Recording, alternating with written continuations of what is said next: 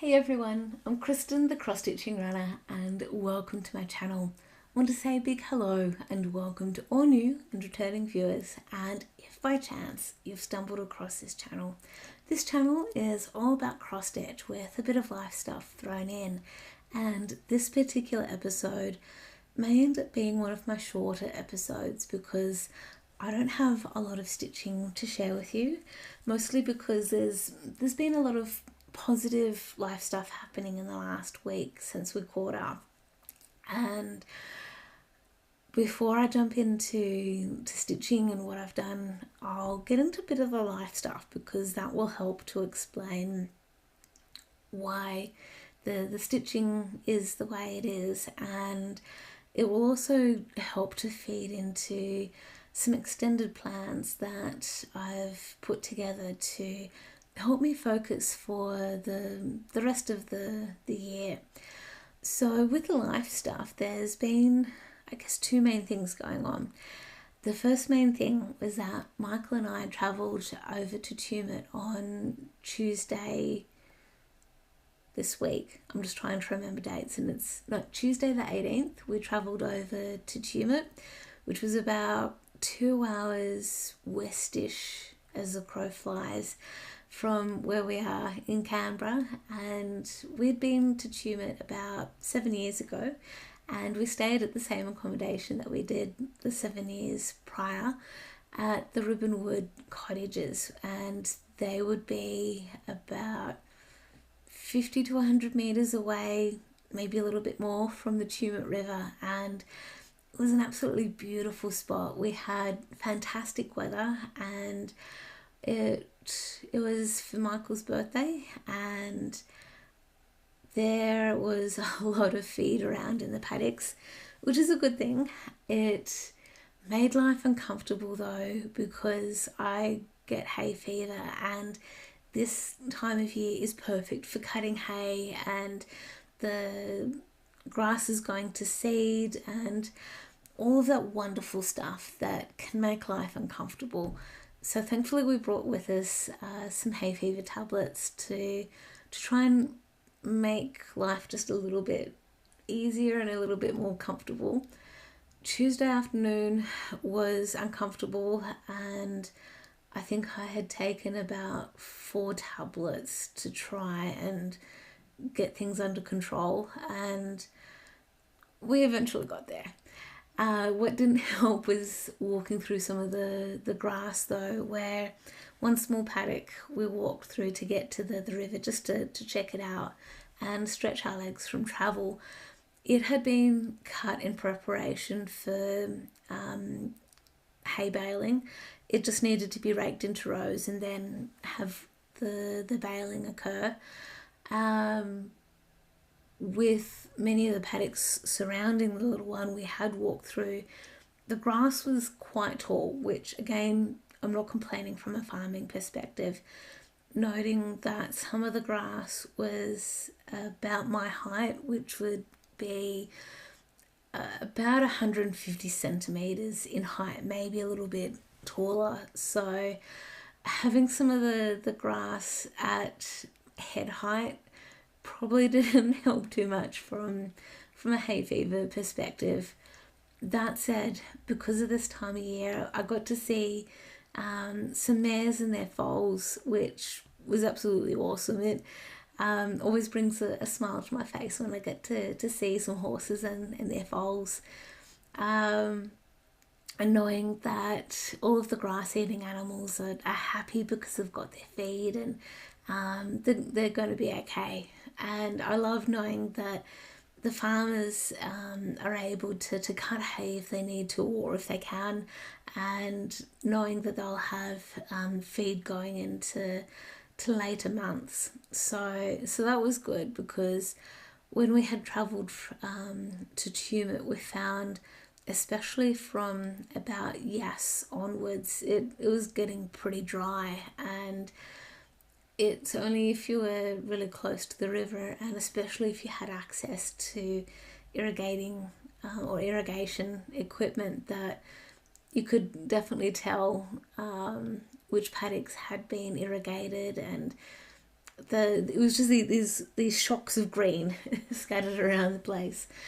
That said, we had a wonderful time over at Tumut. We were there until Thursday, the 20th, and Michael got to do a whole heap of fishing, which was absolutely awesome. It was pretty much the main purpose for why we'd done the travel. And while Michael was out fishing, I was either in the cottage stitching because genetics, and so that genetics for me is I inherited hay fever. I can't do anything about it. I focused on the fact that we were able to travel, the fact that we could go to such a beautiful place, and I focused in on enjoying it as much as I could and not dwell on the things that I couldn't control. We did have quite a lot of flies around and bugs at night, especially being attracted to the light, but again, nature. It's all good. So on the Wednesday, when Michael had his day of fishing over at Blowering Dam, which by memory, as the crow flies, was maybe 20 minutes or so south of Tumut, perhaps. I'd have to have a look on the map and see what's going on. I then got to borrow Michael's car for a little bit, and I travelled out to Adelong, which was about 25 minutes westish, I think, of Tumut, and I got to take photos around the gold mine ruins. There weren't mines per se in the sense of there being a hole in the ground and going into the tunnels per se. These were ruins of the actual buildings, some of the buildings that had been constructed back in the mid to late 1800s, early 1900s, and people had been mining gold a little bit, but also mining quartz and perhaps a few other minerals and such to help with the development, I guess, of Adelong and the respective areas. It was a really good trip. I'm glad that I did that. It was near the middle of the day when I was out there taking photos and walking around, so it was quite warm, and every so often I'd hear a rustle in the grass or something, and I'd be like, no, it's fine, there are birds around, we do have snakes, there are lizards, and I am near a river, so the animals will be attracted to those areas perhaps. And again, it was still a really good experience. Got back to the accommodation at about lunchtime and chilled out there for a bit. I was near expecting hay fever to get worse and make life uncomfortable, but everything worked out all right.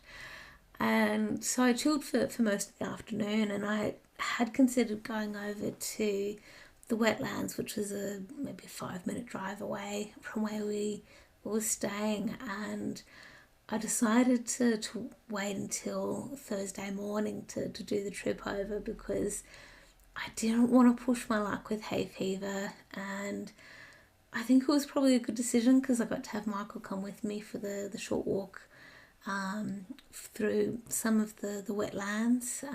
It's actually a fairly big area, so hopefully we can head back again at some stage and check it all out. But overall it was a really nice trip away, and nice to have that change of scenery. So with all of that in mind, let's get into the stitching, because I did take just one travel piece with me to Tumut, and I have since then, noting that it is Saturday the 22nd of November. I've focused mostly on Under the Sea by Doreen Jones, who designed the piece exclusively for Lakeside Needlecraft, and this is where I'm at. So I am about a page and a half away from finishing this piece, and I'm so thankful. I've been doing the backstitch as I go. There is a little bit of the backstitch that I'll need to fix up at the end, but that'll be okay. There is some beading and such that I'd like to do for this, and I'm stitching this on Paddock Lane Designs Tropical Ocean. It's an opalescent fabric and it is 28 count. I am stitching this on the called for colours, which are all DMC, and it is turning out to be absolutely awesome. It is so cool. Noting also I am stitching, if I haven't mentioned, 2/2, and I have the aim of getting this finished by the end of this calendar year, if not early January. So I think I'm in pretty good track for getting that done. Before we did travel over to Tumut, I did put a little bit of work into a Stitch in Time based on artwork by Amy Stewart. I'm just going to bring up the cover page for it. So, if all goes well. Okay, this is roughly what it will look like when it's done. I've focused mostly on the green area of the stitching. I feel like I haven't put enough stitches in to see a difference between now and last time we caught up. So it's been, let's see, over this way that I've focused on mostly. What I'd like to start doing, and it might be next year when it starts to happen, to start working on, I guess, a bit more of the autumn section. I don't know, we'll wait and see. I don't have any details with regards to how many stitches I put into a Stitch in Time between now and last week. Sorry, I can't really say much more on that one. With all of that said and done, let's get into plans, because I have put together some more details that I hope will help, because there's been some more updates and changes.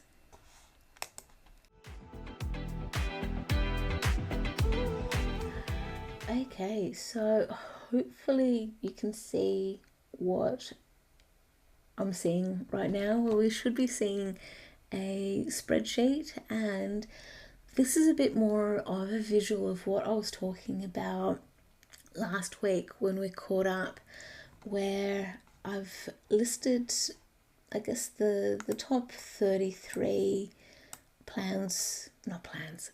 top 33 projects that I have, and I've listed them in level of importance in terms of ones that I know I really want to get work on, and in some cases get them completed.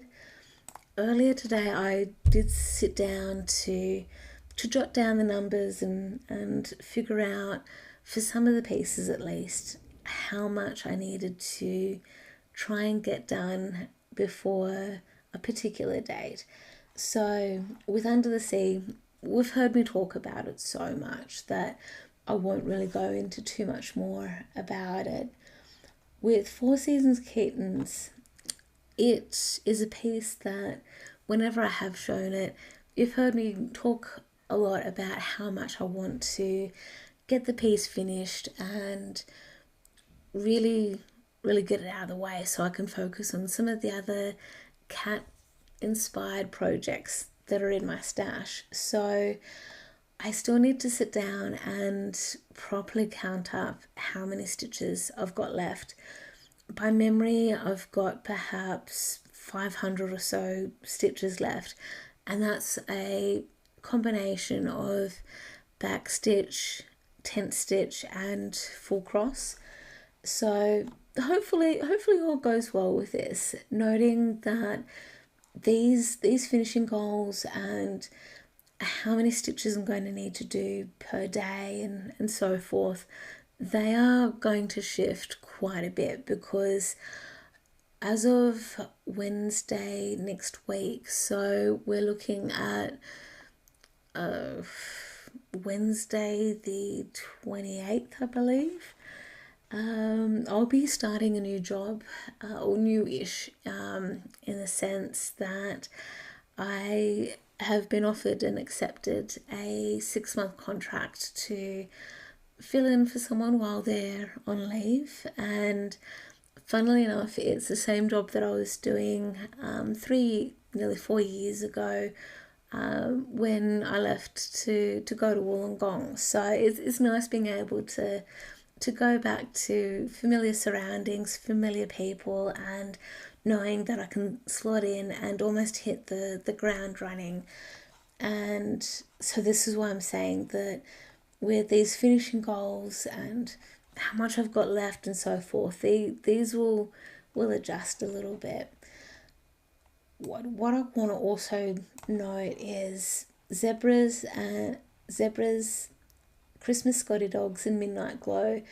Those three, I feel at the moment that I've got a strong ability to be able to get those finished within the projected time frames. I don't remember how much time I'll have. I may just have the office shut down, so it may be working right up to Christmas Eve, having from Christmas through to the first day or so of the new year, having that time off work. Yeah, we'll wait and see as to how much stitching gets to happen then. I have also noted that with Midnight Glow, I may extend that finishing out through to this time next year, so that way I can still work on some other projects. And yeah, so this is sort of roughly what I was thinking of and what I was aiming to do with Christmas Kittens. That calculation is to get a page finish, and the date should be for the 30th of December 2025 rather than the 1st of December. So that is ambitious, and we'll wait and see. If I do try to get the 130 stitches done per day, I may actually need to start today with some of that stitching, just to try and get ahead of the curve and see how we go.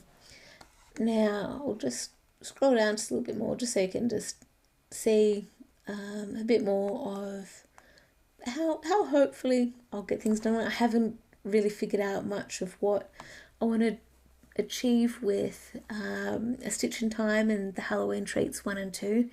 Those pieces, look, we'll just hope for finishes as time goes on, and yeah, we'll be all right. The main thing I do want to start to focus on rather, is my completion plan and how that's going to be influenced by the AFL Stitching Challenge. Okay, so with my completion plan for the projects that we're just seeing on the screen, the challenges that we've got listed on the screen are where I hope will help me to achieve what I need. So as we know, I'm going to be doing the AFL Stitching Challenge. I've been doing that for a few years now. With December, I'm wanting to do the Christmas stitching and have the focus of the Christmas Kittens, the Merry Colourful by Tilton Crafts, and the Christmas Scotty Dogs. And depending on which project we're talking about, that will depend on whether it's just going to be a page finish or if it's going to be a full finish. I anticipate that with Scotty Dogs to have that particular picture finished by the end of December. The other two, I'm hoping for a page finish or a quarter finish, where I'm thinking about Merry Colourful. Then we'll be following into January, and for me with January, it has Australia Day in it. We've also got New Year, New Starts for some people, and with Australia Day, it's on, I keep wanting to say the 25th of January because Christmas, but by memory it's the 26th. And this is where, as we can see for the row of the stitching month, there's a few projects that I want to be able to work on, and how I'm going to figure out the number of stitches I do per project and which order the project is stitched in, or anything to that effect. It may involve the spinning wheel with those projects, and it might be just for that particular day I'll work on that particular project. The aim with the projects that we see in column C for the Aussie Stitching Month, they are all projects that have been designed by Australians, and it's something that I'm looking forward to getting some work done, or work progress rather, for the projects. Then, as we can see, for October we've got Spooktober. I have learnt over the last few years that if I start in September for the spooky September, I'm worn out come October. So with all of that in mind, I'm going to see if I can hang off until October for my spooky stitching, and I've got quite a few projects, as we know, for the spooky season, and there's actually even a couple of others that I could even include for the Spooktober month. And again, it'll be potentially the spinning wheel, or we'll take a closer look at the next tab soon. Then throughout the entire year, with next year, if we look at the Chinese zodiac, it's the year of the horse, and that's where Midnight Glow very much fits into the scope of things. And if all goes according to plan, then I hopefully will have a finish of Midnight Glow halfway through the year, noting that in April I will have a virtual stitching retreat with the Black Needle Society for the Downton Abbey stitching box, and that's going to be pretty cool. And that's also where one of my aims also is to get I'm a Custodian finished by April. Then with the next row for number 9, this theme may actually be for the year of 2027. I have a lot of charts, patterns, projects, whichever, that are cats and dogs, and this is where I'm thinking of actually having a theme for the year 2027 of It's Raining Cats and Dogs. This could even fit into a specific month if needed within a year, and I'm not quite sure exactly how that will work. It'll be perhaps a little bit more thinking that I'll need to do. Then we've got February of Fairy Tale February and Freaky Things, in the sense that it is very much a short month, so it will be things to do with fairy tale creatures and fairies and other mythical style creatures.